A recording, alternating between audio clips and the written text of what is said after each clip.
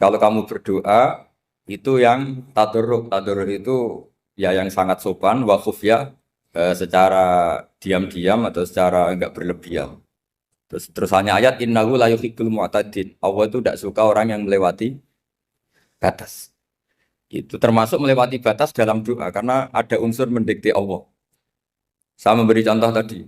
Misalnya kita sebagai cowok berdoa ya Allah saya ingin punya istri cantik, solihah, nasabnya baik, gak pernah cerewet, gak pernah apa. Itu kan nanti nyarinya juga susah. Nanti kalau Allah menjabatkan itu adanya di surga, ning donya ora payu rabi, kira-kira. Nah itu sudah berlebihan. Terus kalau ada ulama mengatakan doa itu mukul ibadah.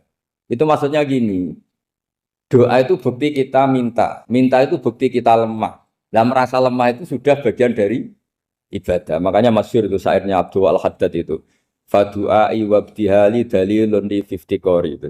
Jadi saya berdoa itu hanya sebagai bukti saya butuh Allah. Saya sendiri tidak punya kepentingan mustajab apa enggak. Jadi wali-wali yang mengatakan doa itu mukul ibadah sebetulnya itu malah wali-wali yang dari awal nggak kelintas disembadani apa enggak. Butuhnya dia itu menunjukkan bahwa saya ini lemah. Buktinya posisinya minta. Itu yang dimaksud mukul ibadah. Tapi kalau kita berdoa terus posisi kita protes. Katanya kamu baik ya Allah, engkau baik. Ternyata enggak juga. Buktinya semua doa saya enggak kamu kabulkan. Wah, ini malah doa kriminal. Jadi yang dimaksud mukul ibadah itu doa itu bukti minta. Minta itu bukti lemah. Makanya ada syairnya Abdul Al-Haddad maksud fadu'a iwabdihali dalilun li fif tikoh. Jadi saya minta engkau ya Allah itu bukti saya butuh. Jadi itu bukan dua hal yang harus dipertentangkan. Jadi kalau doa dikatakan apa? Ibadah karena di doa itu minta. Nah, minta itu bukti merasa kita lemah. Berarti kita sa'il Allah mas'ul. Kita minta Allah yang kita mintain. Kita menengadah Allah yang berposisi memberi. Itu saja sudah cukup sebagai ibadah. Meskipun doa kita tidak mustajab. Karena memang tadi seperti itu. Kalau di ilmu-ilmu tasawuf itu apa ya? Doa itu memang benar-benar sudah mukul ibadah karena tadi perasaan merasa butuh sama Allah itu. Nah, merasa butuh itu, nah kalau kita berdoa merasa butuh sama yang kita minta, itu dalam ilmu tasawuf sudah kriminal, berarti kamu lebih butuh makhluknya. Misalnya begini ya, saya ingin punya rumah bagus, terus setelah punya rumah kredit saya utangnya banyak. Sebetulnya saya itu tidak pernah ingat Allah. Gara-gara utang banyak, kredit jatuh tempo, terus melibatkan Allah. Ya Allah, saya ini utang banyak, ini, terus tolong dibayar. Sebetulnya saya itu ingat utang, cuma Allah tak libatkan kan. Lah itu tidak akan jadi wali, yang jenis ini tidak akan jadi wali. Saya ingin jadi dosen, melibatkan siapa ya nanya? Melibatkan Allah, terus malam-malam bangun melibatkan Allah. Itu artinya apa? Kamu itu lebih ingin yang kamu minta ketimbang ingin Allah. Kalau wali itu enggak gitu, kangen Allah. Terus tahu Allah itu zat pemberi, karena tahu Allah zat pemberi terus minta. Maka yang dikangen itu ya Allahnya dulu. Kalau kita kan enggak punya kasus dulu, punya keinginan banyak dulu. Baru ingat siapa yang bisa ya? Oh Allah. So, Allah kita libatkan. Ya untungnya Allah baik, mau ramal utang, bukan mikir. Untungnya Allah enggak jawab itu. Jadi itu bedanya wali. Kalau wali itu kangen Allah dulu, baru minta. Kalau kita enggak, banyak masalah dulu, baru melibatkan Allah. Nah yang jenis ini tuh bahaya. Kalau enggak disembadani mesti ngomel ya. Gusti katanya kalau yang minta kamu kabulkan. Ternyata ini enggak.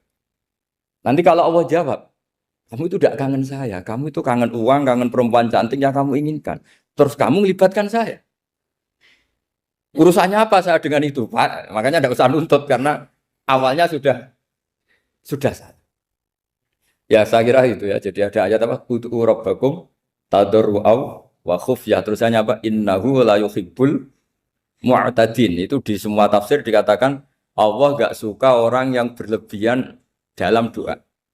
Berlebihan tadi, misalnya minta sesuatu yang terlalu besar atau permintaan kemarin saja lanu addi syukroh, kita tidak bisa memenuhi mensyukuri, sudah minta lagi. Misalnya seorang jomblo, targetnya kan asal payu nikah. Tapi setelah nikah bayangkan istrinya solihah, tidak cerewet, itu kan berlebihan. Hilang status jomblo saja belum kamu syukuri kok sudah minta macam-macam. Jadi harusnya kan syukur dulu ya.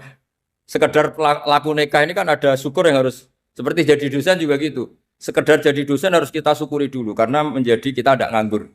Itu kan satu harkat sosial yang luar biasa. Jangan tahu-tahu sudah hari kedua cari intensif, cari ini itu, syukurnya aja belum sudah kemana-mana. Lah itu sudah mu'tadin, sudah melebihi apa? Batas. Ya saya kira. Jadi begini ya masalah pendidikan ya. Kalau saya jawab pakai ilmu hakikat saja karena ini keahlian saya.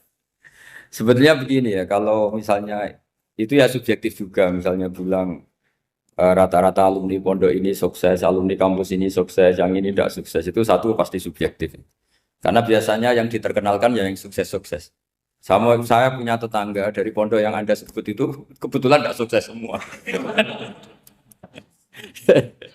Itu jantogo saya sampai ngeluh. Saya ini gimana kok? Ya, ya sudah seperti itu kan subjektif. Tapi menyangkut pendidikan itu begini ya, menyangkut hasil dari pendidikan itu. Andai kan kita bicara ilmu hakikat, misalnya kita mondok gitu, mondok kemudian jadi orang miskin, jadi orang yang menurut orang banyak ada berguna di masyarakat. Ternyata kita ini orang yang kelihatannya ada punya karir, tapi kalau malam sujud sama Allah, punya anak niat memperbanyak orang sujud, terus punya ibu yang sakit-sakitan kita rawat, meskipun kita tidak jadi dosen, tidak jadi menteri. Tapi indah Allah itu luar biasa karena berstatus ngerawat ibu, ngerawat anak, ngerawat istri. Nah Islam itu datang dengan jargon-jargon seperti itu. Sehingga Nabi kalau muji itu ada Uwais Al-Qarni, ini orang yang luar biasa. Ternyata dia itu punya ibu lumpuh yang kalau kemana-mana harus digendong. Ketika tetangga-tetangganya berhasil sowan Rasulullah itu Uwais Al-Qarni tidak bisa. Karena setiap ibunya dipamitin mau sowan ke Rasulullah itu sama ibunya nggak boleh. Tapi apa yang terjadi? Justru dipuji-puji Nabi sebaik-baiknya kurun. Kurun itu waktu adalah kurun yang ada Uwais Al-Qarni. Saya punya teman, ini kisah nyata, saya berkali-kali ngisi ngaji di komunitas ulama. Ini mungkin tidak bagus untuk kampus, tapi harus saya utarakan supaya ya kita evaluasi. Saya bilang gini, saya ini jadi kiai itu sering iri sama orang goblok. Orang goblok itu barokah kata saya gitu. Itu kiai-kiai kaget semua karena saya bilang orang goblok itu barokah. Saya beri contoh gini, misalnya saya pinter, terus juara MTQ, juara hafal Quran atau juara baca Quran secara tartil. Ujung-ujungnya saya dapat apa? Hadiah umroh atau apalah, atau hadiah rumah atau apa. Pertanyaannya adalah mendapat. Saya ulang lagi, mendapat. Sementara ada santri yang bodoh, gara-gara bodoh itu dosen UI yang enggak, jadi kiai yang enggak, akhirnya dia jadi pekerja di Korea. Barokahnya bodoh tadi. Karena di Korea melihat orang ateis, akhirnya dia kepikiran bikin masjid. Sebagian gajinya disumbangkan untuk masjid. Ini bodoh pendiri masjid. Tapi kita gara-gara dosen dakwah di masjid, ini pinter dapat uang dari masjid. Nah ini bukan nyindir, ini biasa saja. Ini maksud saya. Maksud saya, kamu jangan ngabaikan hidup. Akhirnya apa yang terjadi? Saya ini punya teman ini betul. Saya ini kan kecelok dulu tuh Gus Alim. Nasib saya di mana-mana dihormati. Kadang saya merasa dosa. Kok dihormati? Saya punya teman, dulu gobloknya minta ampun sekolah, sekelas sama saya. Gobloknya, soalnya gobloknya harus disepakati. Sudah. Iya, goblok mujma'alah kira-kira. Singkat cerita, dia itu hidup di pedalaman Kalimantan, sekitar tahun 92. Dulu kan biasalah di dalam hutan itu pasti ada penebangan hutan macam. Dia ada bosnya, yang jelas dia ada bosnya. Saya yakin juga agak kriminal. Karena dia tidak yang illegal logging. Pokoknya ditakdir dia hidup di tengah hutan. Ikut orang. Setelah itu dulu nggak ada HP, sering kirim surat ke saya, Gus, saya ini hidup di tengah hutan, tapi saya ini Muslim pernah mondok, kalau nggak bikin sumpah itu nggak enak, bikinlah dia Jumatan. Nah karena dia pernah ngaji fikih Syafi'i, kalau Jumatan nggak ada orang 40 itu harusnya zuhur tidak Jumatan. Tapi orang yang kerja di situ tidak mau. Wong dino Jumat kok zuhuran loh Pak. Kalau dino Jumat ya Jumatan ya. Tanya saya, Gus itu kalau ada kaulnya enggak supaya Jumatan ndak orang 40 sah. Singkat cerita dia lama-lama jadi pendiri masjid di situ. Dia punya sedikit gaji ya dipakai masjid, punya sedikit tanah diwakafkan untuk masjid. Artinya apa? Indawah ini banyak orang bodoh, ternyata di komunitasnya dia muassis, pendiri, pemberi. Sementara kita yang kecelok pinter, dapat umroh, dapat bonus. Kira-kira nanti kita ketemu Allah. Kamu pernah nyumbang Islam apa? Yang bodoh jawab, "Oh, nate Gusti bikin masjid di pedalaman. Kita-kita yang pinter." Kayaknya kalau memberi enggak lah Gusti. Reputasinya mendapat. Ketika Nabi memenangkan perang Badar, itu ada Asra Badrin, tawanan-tawanan perang Badar. Nabi suka musyawarah, suka rembukan. Ya Abu Bakrin, menurut kamu tawanan ini diapakan? Kata Abu Bakar, hum asyiratuka. Mereka itu keluarga engkau, orang-orang Quraisy. Ya dibebaskan saja. Pakai tebusan. Nanti uang itu kita kelola supaya jadi penguat Islam. Dan orang-orang ini merasa utang jasa karena harusnya dibunuh, tapi kita bebaskan. Terus tanya, bagaimana kamu ya Umar menurut kamu? Kata Umar, ini kan orang-orang yang dulu ingin bunuh kamu. Yang ingin menghabisi jenengan, ingin dan sudah ngusir jenengan. Ya setelah ketangkap ya dibunuh, kok repot. Apa kata Rasulullah? Rasulullah spontan ngendikan, innama salah kayak Abu Bakrin kama sali Ibrahim. Kamu ibarat kayak Nabi Ibrahim. Izqala faman tabi'ani fa innahu minni wa man asani fa innakal ghafurur rahim. Jadi Nabi Ibrahim itu unik. Melihat umat itu sesyafakoh itu. Syafakoh itu banget sayangnya. Nabi Ibrahim cara berpikir, faman tabi'ani fa innahu minni. Orang yang ikut saya ya Allah pasti golongan saya. Tentu layak masuk surga. Wa man asani, orang yang mendurhakai saya, fa innakal ghafurur rahim. Engkau Maha Pengampun. Bukan yang mendurhakai langsung masuk neraka, enggak. Engkau Maha Pengampun. Wa masalu kaya Umar kama salin Nuh. Isqala rabbi la tadzar ala ardi minal kafirin dajjara. Umar, kamu mirip Nabi Nuh. Inginnya semua orang kafir dihabisin. Ya masyhur kan Nabi Nuh itu enggak ingin ada orang kafir sampai ada banjir tufan. Nah kalau sampean tanya bedanya apa dengan garis keras sekarang? Bedanya ya beda sekali. Kalau Nabi Nuh benci sama orang kafir itu diserahkan yang punya. Sehingga yang punya yaitu Allah yang menghukum dengan banjir bandang. Tapi kalau kita kan kadang kita bertindak sendiri. Jadi potensi disalahkan. Yang jelas dalam hadis-hadis sahih, Nabi Nuh itu tidak bisa mensyafaati karena itu. Ketika diminta ini hadis sahih bukan ada di Bukhari, ada di Muslim. Karena biasanya kalau di kota itu ditanya ini sahih enggak? Untungnya yang tanya kadang enggak paham, ini alhamdulillahnya jadi wah repot.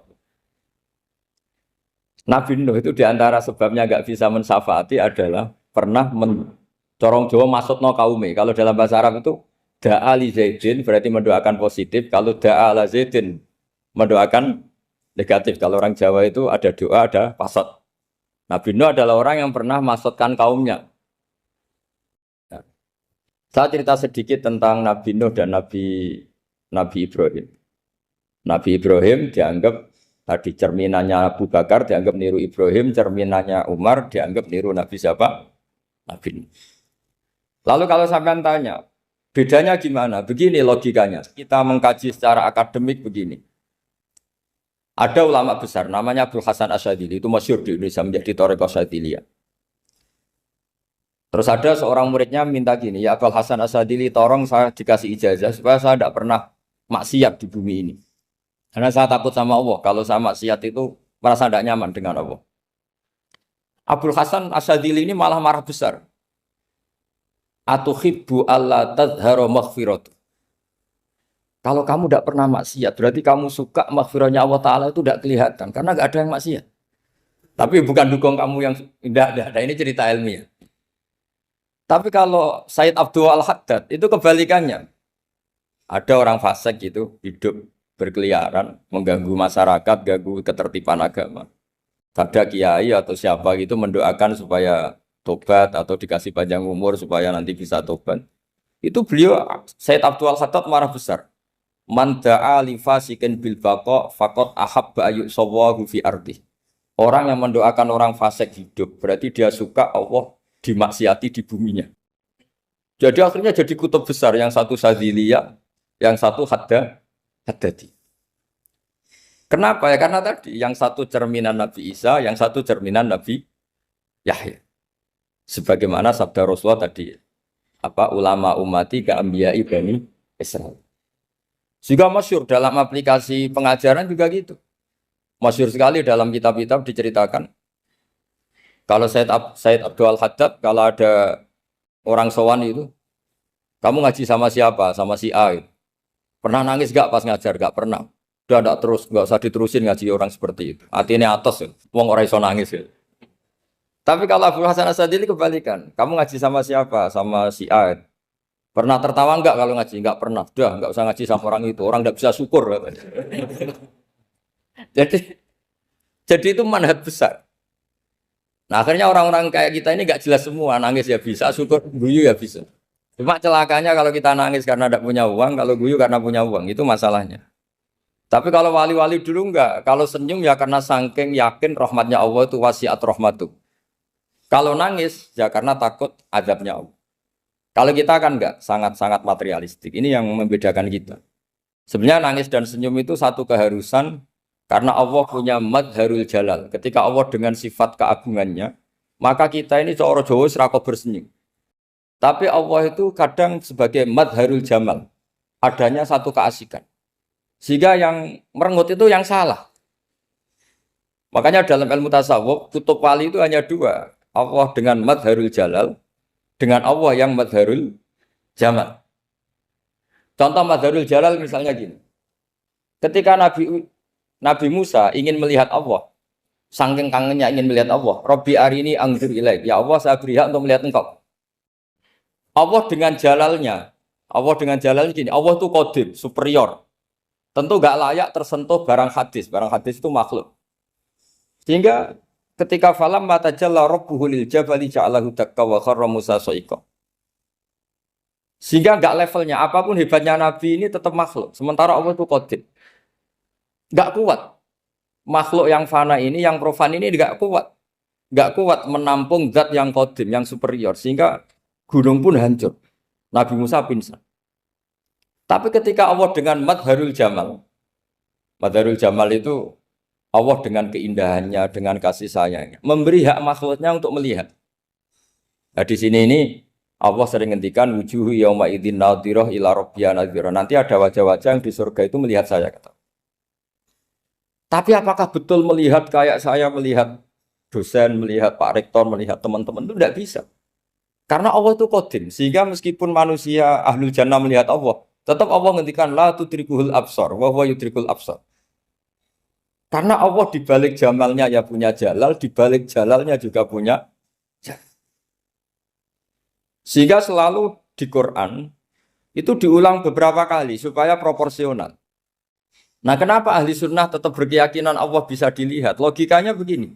Fa inna kulla maujudin yasihu ayyura. Allah itu zat sing nyata-nyata wujud dan punya eksistensi.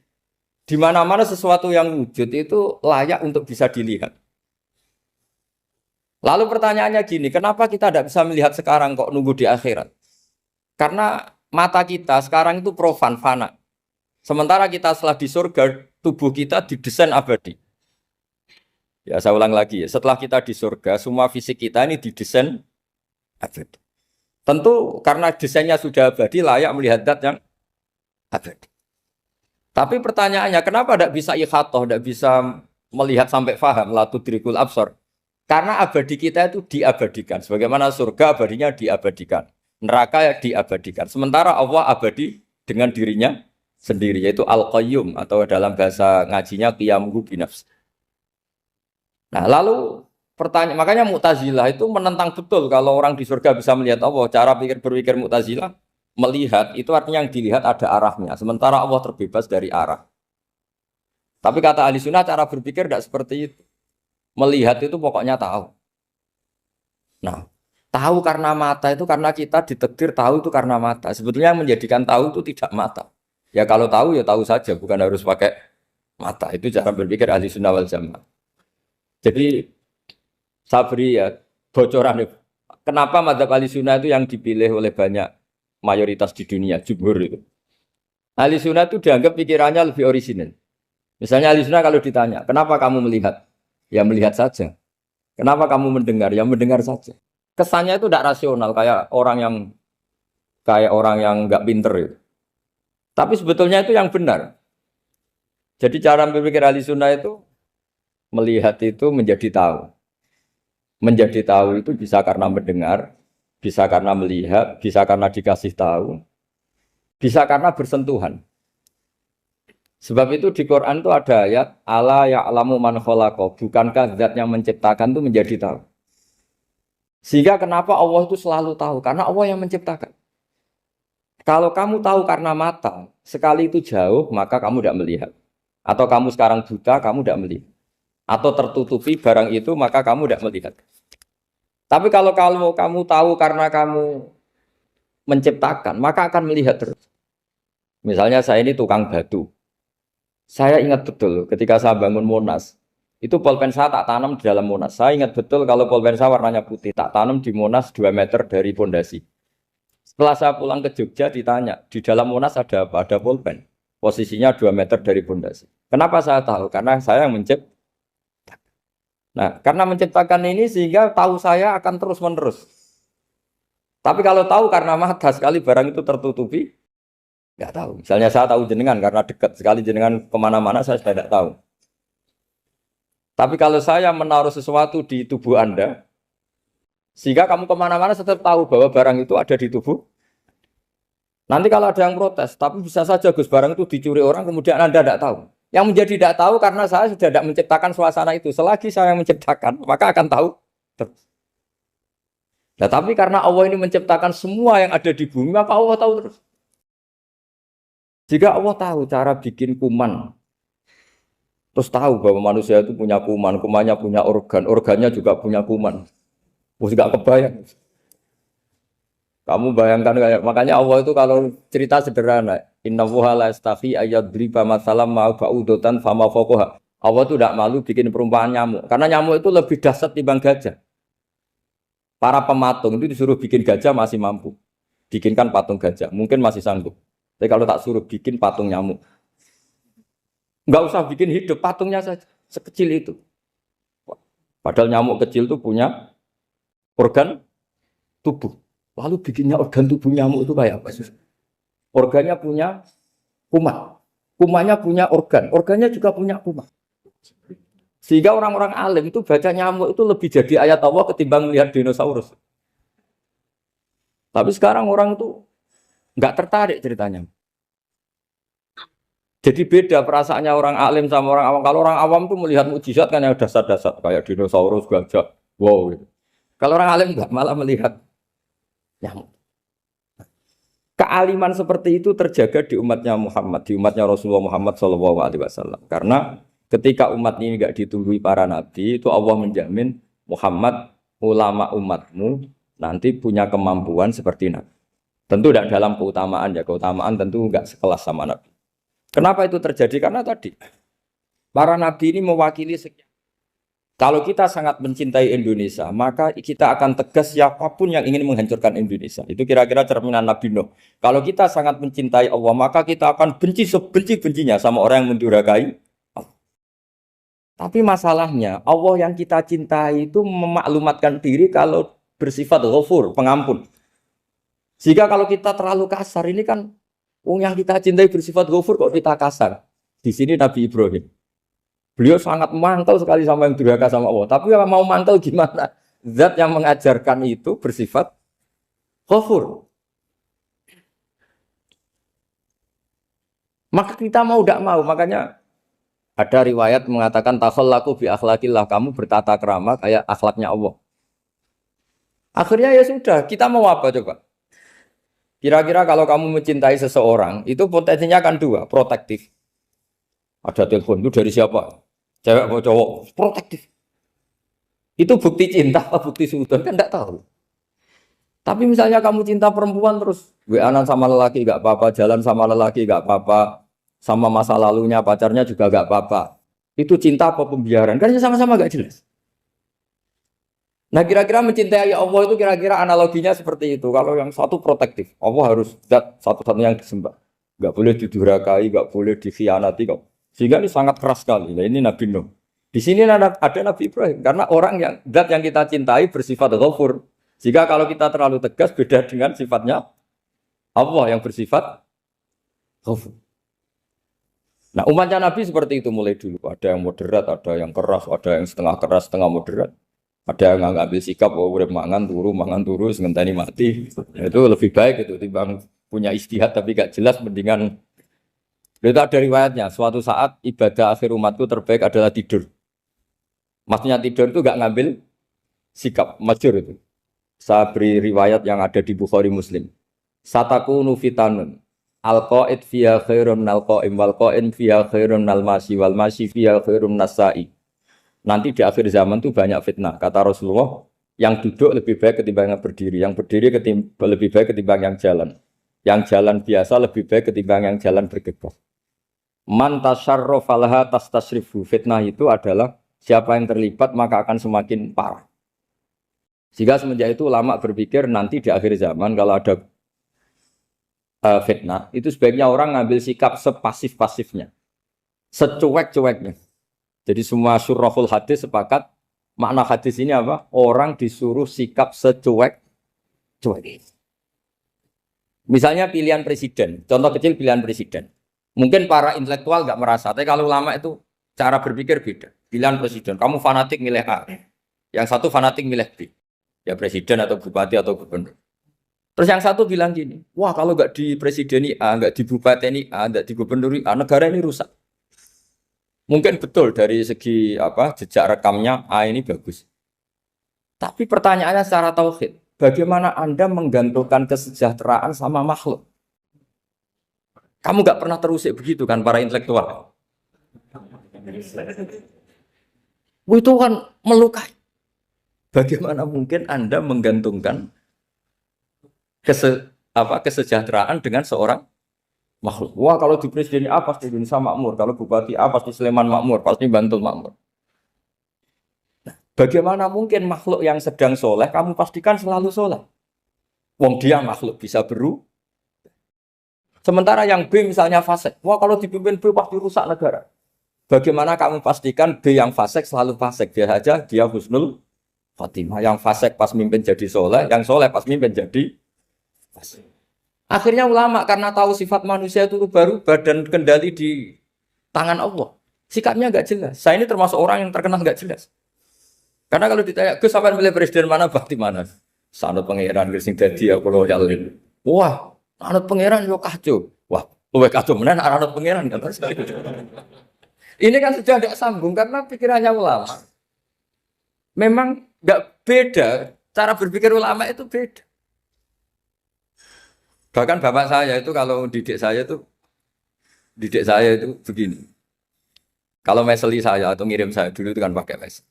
Ini uang kamu 500.000 untuk kamu. Mesti ditambahi 100.000 ini untuk buat jajan sama teman-teman. Mesti ada uang pokok, ada uang sodako. Dulu saya sering tanya, kenapa bapak sangat menghormati teman-teman saya? Kata bapak, kowe mondok iku aku ora iso nyukupi, sing iso nyukupi ya kanca-kanca. Ternyata betul, rata-rata anak kuliah atau anak mondok, uang pribadinya kan 8 hari dari dikirim sudah habis. Berarti kan masih 22 hari kok bisa hidup itu kan barokahnya teman-teman itu. Malah yang agak beling itu 1 hari sudah habis, berarti ada 29 yang bergantung sana sini. Sehingga Nabi dulu cara ngendikan tuh unik. Kata Nabi, da'un nasa yarzuqu wahu ba'duhum ba'du. Manusia barnawa, enggak saling memberi rezeki. Ketika ada collab, Medina itu pernah collab, terus sekarang pernah defisit. Beberapa pakar ekonomi datang ke Rasulullah, ya Rasulullah, sa'ir, tolong dikasih harga standar. Tapi apa jawabannya Nabi? La tusairu fa inna Allaha huwal musair. Kamu jangan kasih harga, Allah sendiri yang menentukan harga itu. Terus kata Nabi, kenapa engkau begitu ya Rasulullah? Ini negara harus ditentukan harga karena gini-gini. Kata Nabi, saya tidak ingin ketemu Allah dalam keadaan dolim. Tapi ini tentu di teori ilmu modern ini masalah. Tapi menurut orang modern. Tapi kalau menurut ilmu hakikat itu nggak akan masalah. Misalnya, kenapa Nabi tidak menentukan harga dalam keadaan negara seperti itu? Jawabannya pakar-pakar hakikat. Ya saya ulang lagi pakar-pakar hakikat. Begini, misalnya ada orang menimbun supaya nanti harganya mahal. Terus ditimbun terus sampai nunggu harganya mahal.